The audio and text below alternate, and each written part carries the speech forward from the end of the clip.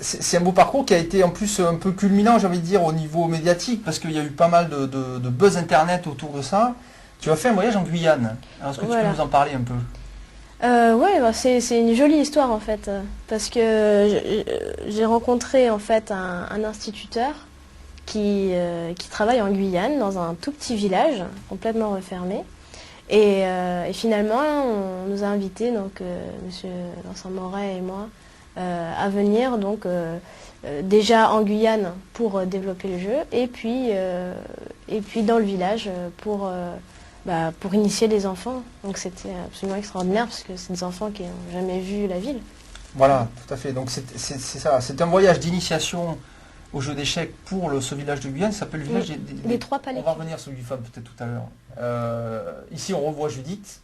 Donc là, face à Carlsen, une partie qu'elle a perdue. Carlsen a battu. Alors ce Carlsen, il n'est pas mauvais. Hein. C'est quand même extraordinaire. Hein. Ah, bah, c'est le prochain champion du monde. Hein.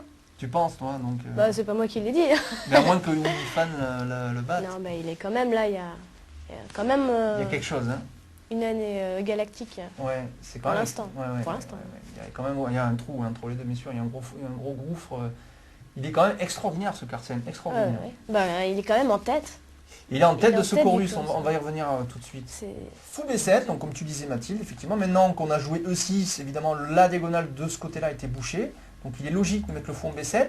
Elle est bouchée aussi de ce côté-là. Mais c'est moins grave. C'est moins grave parce que les noirs peuvent jouer un coup de côté pour attaquer le centre. Et la double force de C5, c'est que ça attaque non seulement D4, mais aussi E4, puisque maintenant on a le cavalier F6 plus le fou B7 qui attaqueront le pion E4.